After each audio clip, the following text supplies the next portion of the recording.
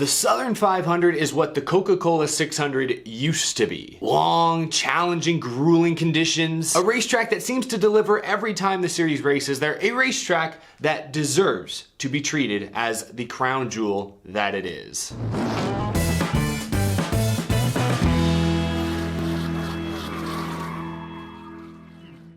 How's it going, y'all? My name is Eric and welcome to Out of the Groove. I know we're a day late, but this is the Southern 500 Darlington Playoff Race Review Edition. And the reason this is coming to you late is because I was there last night in Darlington, South Carolina. That's why my voice is shot. Oh god, so much yelling, so much talking. Got to meet so many of you guys over the course of the weekend, which was awesome. But yeah, the race ended, of course, really late last night. It was like a 4.5-hour race, and then I had a 6 a.m. flight, but I'm back in Texas, back in the studio. I've had, a long plane ride to digest my thoughts, to sort of plan this episode out to the best of my abilities, but I'm also rocking on 2 hours of sleep, so we'll see how this goes. But we're gonna talk all things Darlington because the Cup Series playoffs are upon us. And unfortunately for many playoff drivers, this first race did not go according to plan. That's why I want to start this episode. By my count, more than half of the 16 Cup Series playoff drivers faced some sort of serious issue over the course of last night's race. Alex Bowman, early on, got himself a little Darlington stripe that actually led to a tire going down. He got damaged and unfortunately collected his teammate William Byron, who kind of clipped him with his right rear. Bowman was a non-factor the rest of the night. William Byron actually battled back to run inside the top 10 until he cut a tire down himself, crashing out in stage 2. And the trouble for Hendrick didn't stop there. Chase Elliott early on got some damage on pit road, and then later in the race he missed pit road. He didn't pit when he was told to, so he had to come back around and lose all that track position. Got him stuck in the middle of the pack, where then Bubba Wallace and Christopher Bell, 3 wide with Elliott, squoze the 9 car and ended up cutting his tire down. He had a ton of damage. A bad playoff opener for Hendrick Motorsports overall, the team that has stolen the show most of this season. Hendrick Motorsports wasn't the only team to face major catastrophic issues. Michael McDowell in stage 1 gets loose on the exit of turn 2 and collides with the inside safer barrier. Wrecked all on his own. DNF finished dead last. Joe Gibbs Racing drivers had some trouble. Kyle Busch had a long night. Just didn't seem to have the speed to contend inside the top 5 or really even the top 10. He was running back around 12th-ish when shortly after a restart, he appeared to come down on Austin Dillon, basically spun himself out or hooked himself into the outside wall, knocked the entire car out of alignment. He was sent straight to the garage, or I don't know if he was sent to the garage. He took it straight to the garage. Car is killed. Time to go. And on his way into the garage, blew through some orange cones, sent them flying, sent some pedestrians down the pit road garage area scrambling as well. And then in his infield care center interview, I was watching the race from the grandstands for the most part, but I was actually listening to the TV broadcast, like Dale Jr., Rick Allen, Letarte, Jeff Burton, and Kyle Petty and Dale Jarrett. I was actually listening to the TV broadcast because I know most of y'all are watching on TV, so I wanted to hear some of what you guys were hearing watching at home. So I heard Kyle Busch's TV interview where he cursed a few times, dropped the dreaded S word on a couple of occasions. So, Dale Jr. made the joke during the broadcast that, hey, he was docked points, crucial points back in the day when he cursed during an interview. I don't think NASCAR is going to dock Kyle Busch any points, at least not for the TV interview, but Kyle Busch should definitely get fined, if not for the cursing on live TV, for the reckless driving into the garage area, blowing through, orange cones. When you see orange cones, that usually means, hey,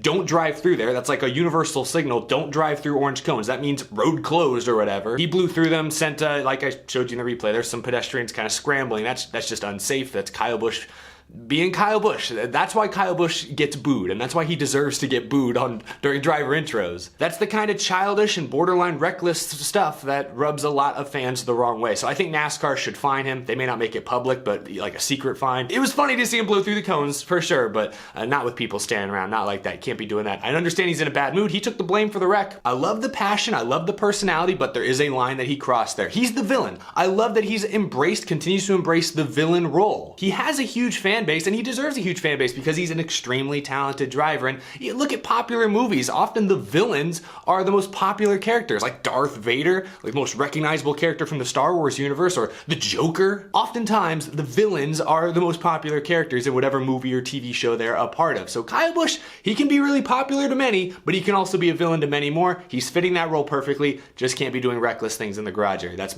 really my only criticism there. Anyway, so he DNF, let's keep going. Other Joe Gibbs Racing drivers drivers. Martin Truex Jr. had a multitude of issues. He came back to finish inside the top 5. I know we're taking a long time because so many playoff drivers had issues. Truex had a loose wheel and got caught when a caution came out a lap down, so he was a lap down for much of the second half of this race. Got back on the lead lap, finally, looked like he was even gonna win the race off pit road late in the race, but a speeding penalty sent him to the rear. He still, like I said, came back to finish in the top 5. So Martin Truex Jr., guy who won, dominated Darlington a few months ago, showed a lot of that same speed again this weekend, but mistakes. Story for a lot of these playoff drivers. Mistakes, mistakes, mistakes. A lot of mistakes made by playoff drivers. The mistakes don't stop there. Ryan Blaney's team had an uncontrolled tire penalty late in this race, and then Blaney himself, I'm not entirely sure what the issue was, if he had a flat or something, but he spun out also late in the race, didn't hit anything, but didn't get a great finish as a result. Kevin Harvick ran really well early in the race, and then as the track cooled off, it looked like maybe they lost the handle a little bit, but he was still in contention. Looked better than he's looked most of this season, but he pit under green with what he believed was a loose wheel. I think they played radio over the broadcast of Rodney Childers saying that the wheel was not loose per their observation, and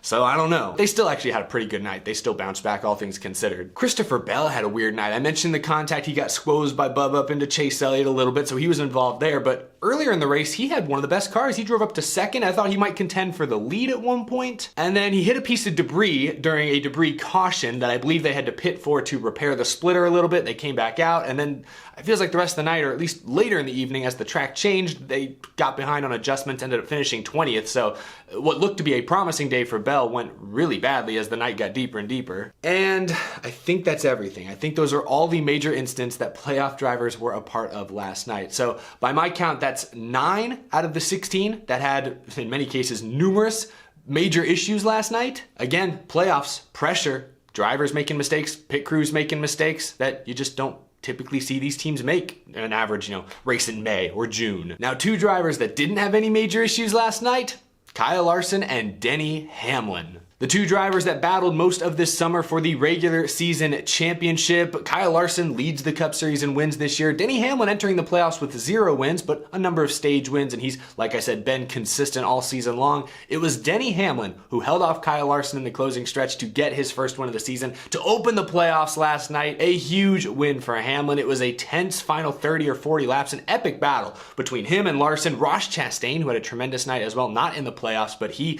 stood out to me and everyone watching, I think in the grandstands at least. He was there, he was in play for most of the closing stretch there, but it was Larson versus Hamlin primarily. Larson maybe with the slightly better car. We know he's a great driver. We know how good they've been this season. Denny Hamlin though, he's already won the Southern 500 a number of times. This is almost like his playground, it feels like. He had to be nearly mistake-free that final run, and he pretty much was. Kyle Larson tried to, as he said, video game it around the final 2 corners, wall ride around turn 3 and 4, and honestly, I think Larson was going to make that work somehow if Hamlin did not come up and cut him off, basically. If Hamlin stays low and lets Larson just scrape along the outside wall, I think Larson wins that race. It's ridiculous that he tried it. He blew a tire going into turn 1, destroyed his car, so was it worth it? I don't know. I bet Rick Hendrick's not too happy that now basically all 4 of his cars got damaged. Oh geez. But he came across the line second and put on a heck of a show. That's why we love Kyle Larson. And Denny Hamlin's a great driver, of course. Both drivers made a statement. Denny Hamlin especially. Like, Kyle Larson made a statement, but I think coming into these playoffs, many people have him as the favorite to win the championship.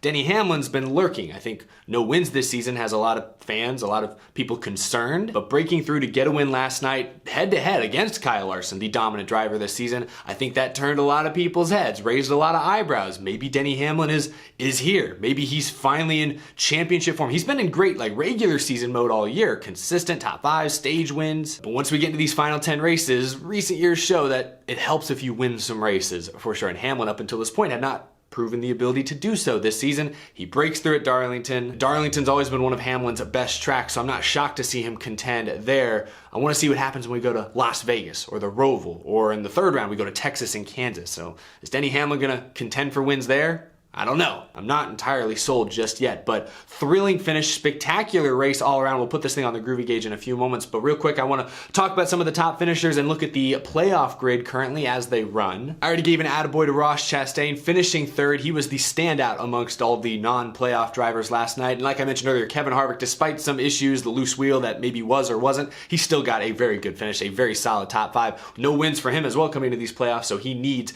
these solid, just good finishes. He doesn't need to win in this first round, but he needs top 5s and top 10s. He got that done here in race 1 at least. Kurt Busch was really fast earlier in the race, faded a little bit towards the end, but still a solid 6th. You got a couple Penske drivers, Logano and Keselowski in the top 10. Neither of them showed much speed. Blaney was up front early on, partially because he started up front because he won the last 2 races. But once Blaney lost some of that track position, he was not really a factor, and the same can be said about Logano and Keselowski. Both occasionally would peek into the top 5 or spend a lot of the night in the back half of the top 10. Not bad, good enough to get through this first round perhaps, but last night was all about Hendrick versus Joe Gibbs. In my opinion, the Penske cars were kind of an afterthought. Not listed here, I think he's the only playoff driver I haven't mentioned yet, but Eric Almirola ends up 16th. I don't actually know what happened to Eric Almirola because I looked up at one point and he was in the top 5, top 8 early in the race. I guess they just lost the handle. Maybe kind of same thing that happened to Harvick. He was leading laps early in the race and then was like a 7th place car by the end. I don't know. Oh, Tyler Reddick. I did not mention Tyler Reddick. I don't remember what happened to Tyler Reddick. He finished 18th. Not great. Let me know in the comments though. I honestly don't know what happened to Tyler Reddick. That's the one drawback sometimes from watching in the stands. I don't have great internet out there, so I'm not able to check Twitter, check all these live feeds and things. I'm kind of just watching with my eyes and listening on my scanner, and that's about the extent of it. Usually it's great, but sometimes I miss details, so remind me what happened to Tyler Reddick. I remember hearing a lot of radio clips from him during the broadcast complaining about the handle, so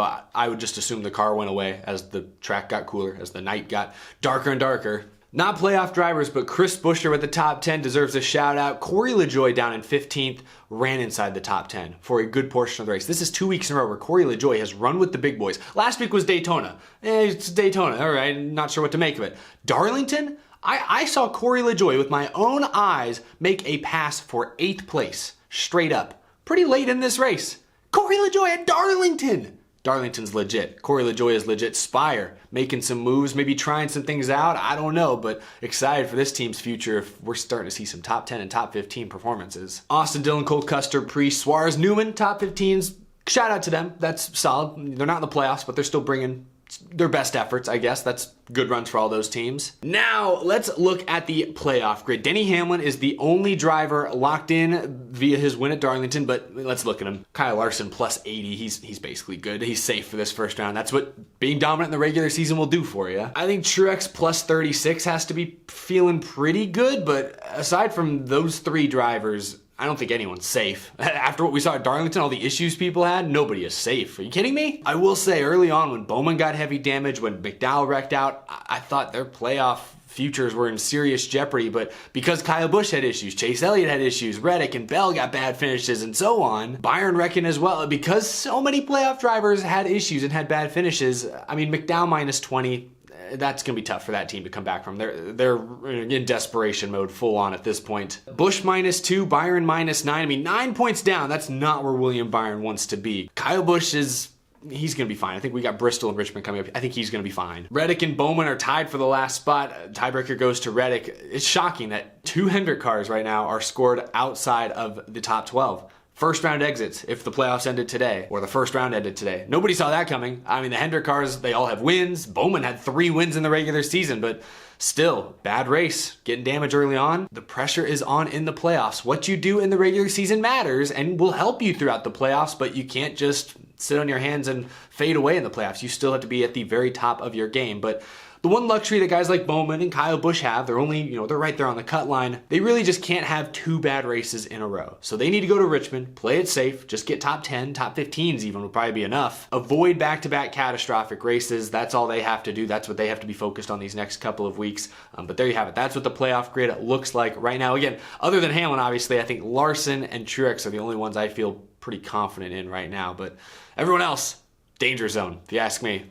Whew, I feel like I'm running into a brick wall. Let's put this thing on the groovy gauge and then I'm gonna go take a nap. So like I said at the very beginning of this video, like before the intro even played, the Southern 500 deserves more respect. The drivers have the utmost respect for Darlington Raceway, for the Southern 500. Like you can tell, it's a huge deal to not only win at Darlington, but just even race in the Southern 500 is a huge deal to these drivers. But I get the impression that the average NASCAR fan does not put the Southern 500 on that same pedestal, nowhere close. Like when we think big races in NASCAR, it's like, Daytona 500 is number 1 for sure. A lot of people look at the Coke 600 because Whoa, 600. I haven't heard that number before. Talladega is Talladega, the Bristol night race. This year there's so many road courses that each have their own, literally their own unique twists and turns. I feel like the Southern 500 gets lost in the shuffle sometimes. And I've probably been guilty of this in the past as well. Like growing up, if I was like making a pecking order of races, it was like Daytona 500, probably the Brickyard 400 if this was like 10 or 15 years ago we're talking. It was a big deal. Coke 600, and then like Southern 500 was the fourth crown jewel, I think, for me growing up. Always kind of an afterthought, unfortunately. Well, now that I've been to Darlington Raceway, it was a long time coming, but I was there this weekend. I watched the Southern 500, all 367 laps, however many laps it was, from the grandstands. In fact, I never left my seat. My attention was fixed on this race. That was the best race I've attended this year. I've been to a good handful of races this year. I've been to a bunch of road courses like Circuit of the Americas, Road America, the Indianapolis road course. I went to the Daytona Summer Race last week. I went to the Nashville Super Speedway debut. So there've been some good races mixed in there, but no, the Darlington Southern 500 last night was the most fun, was the best race I have seen in person this season, and I finally get it. All these years, you hear drivers, you hear journalists, you hear commentators talk about how difficult Darlington is to race. It's the lady in black, too tough to tame. It's hard to just make single car runs out there, let alone race around traffic. This track will eat up equipment, eat up tires, eat up sheet metal. This thing is a menace. Like, I've always heard the stories. We've all heard the stories. We've heard the anecdotes about how difficult, how treacherous Darlington is. Maybe I only feel this way because I was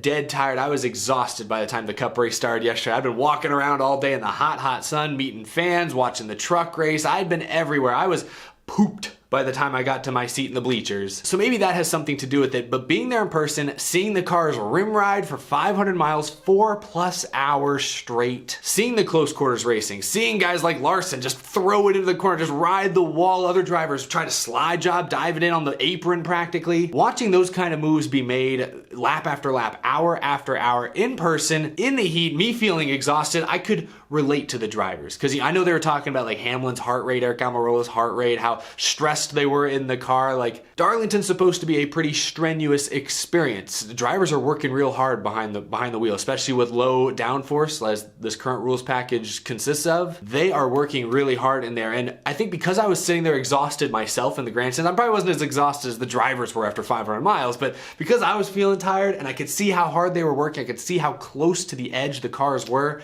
I finally got it. It finally hit me, seeing it in person, just how special Darlington is. I understand what the hype is all about, why so many in the industry hold Darlington Raceway to such high regard. It's hard to pass at Darlington, always has been, and we saw that on full display last night, but what makes Darlington hard to pass, different from the Michigan hard to pass that I talked about a couple weeks ago, is Darlington, yes, there's some dirty air effect for sure. Hamlin was able to kind of take Larson's line away and could somewhat affect the air on Larson's car, but with the smaller spoiler, with this package, the dirty air effect was significantly less prevalent at Darlington compared to, say, Michigan a few weeks ago. But the big difference between Darlington and Michigan is that the drivers were working much harder at Darlington. The cars were closer to the edge. That's why we saw so many drivers step over the edge and scrape the wall, cut tires, run into each other, get loose and wipe out all on their own the way Michael McDowell did, or come down across someone else's nose like Kyle Busch did. Good drivers making mistakes. You didn't see that kind of stuff happen at Michigan because the cars were so planted in the track. It was all about manipulating the air, not to avoid crashing at Michigan, just to try desperately and get some clean air on the nose so you could make a run at the guy in front of you. Darlington, you're racing the racetrack as much as you're racing your competition. And being there in person, I finally understood what that's all about. I saw it with my own eyes. Michigan a few weeks ago featured close racing up front. Darlington last night featured close racing up front. Michigan a couple weeks ago, not much passing up front. Darlington, not much passing up front. But the difference between the two is that you could see that the drivers at Darlington were working a lot harder. They were earning their money. They were putting their talent on full display. Larson was able to go full send in the final corner. That was not physically possible in Michigan a couple weeks ago. That's why this Darlington race was better than Michigan a couple weeks ago. And that's why Darlington and the Southern 500 is special. So I had a fantastic time. You can probably tell where I'm going with this, but my score for the Southern 500 last night, 95% on the Groovy gauge. That was a fantastic race. And this is kind of unfair. I've even gotten a sneak peek at some other people's reactions. Usually I film these right after the race, so I don't have a chance to do this, but I was looking at like Jeff Gluck's, was it a good race poll? And as of the time I'm recording this, it's up over 90% positive. I don't think any of his polls have been over 90% this year. So clearly fans watching at home really liked what they saw. Me watching in person, I loved what I saw. Great race, fantastic show, perfect way to start the playoffs. I mentioned that pecking order earlier. To me, it's Daytona 500. I'm gonna put the Southern 500 in second place because now this is the physically demanding, challenging race. The Coke 600, especially with this current rules package and the way Charlotte is now, it's not as hard as a race for these drivers to endure than the Southern 500. The Southern 500 is what the Coke 600 used to be. It's the marathon that the 600 used to be. Southern 500 is the second biggest crown jewel on the NASCAR schedule, in my opinion, especially now that the Brickyard is gone for good, it seems. But there you have it. That's my score on the Groovy Gauge. Let me know down below what you thought of this race last night. I look forward to reading your responses. I am absolutely beat, y'all. Thank you so much for bearing with me. I'm going to go, we'll edit this video first, and then take a long nap. Thank you so much for watching. I appreciate it. Be sure to subscribe if you're new to the channel. We react to races, we talk news, predictions, rumors. In fact, earlier today, there's some pretty big breaking news that I'll talk about in a video tomorrow we'll have to get to. So be sure to subscribe so you don't miss any of the future NASCAR conversations. And as always, a huge thank you to my amazing Patreon supporters as well. I also want to give a huge shout out to everyone who came out and said hi to me this weekend. If you saw me over at the NASCAR pole position tent, if you saw me inside or outside the track, in the garage area even, really loved having so many interesting conversations with fans this weekend. I was shocked to see how many fans were there for the first time, like I was. I talked to a ton of fans and I would ask, is this your first time here? Have you been here before? And so many of y'all, the majority that I talked to at least, said this was their first ever trip to Darlington. I was surprised. I figured an older track like Darlington would have like its core regular fan base that have been coming to the track for years, for decades, but it seems to be reaching new audiences as well. That's awesome to see. So I just want to say thank you to everyone who came out and said hi. Hope you all enjoyed the race. I have some videos coming from the track that you'll see later this week. I got to get to editing those as well. Busy week ahead, but I appreciate your support. I will see you in the next video.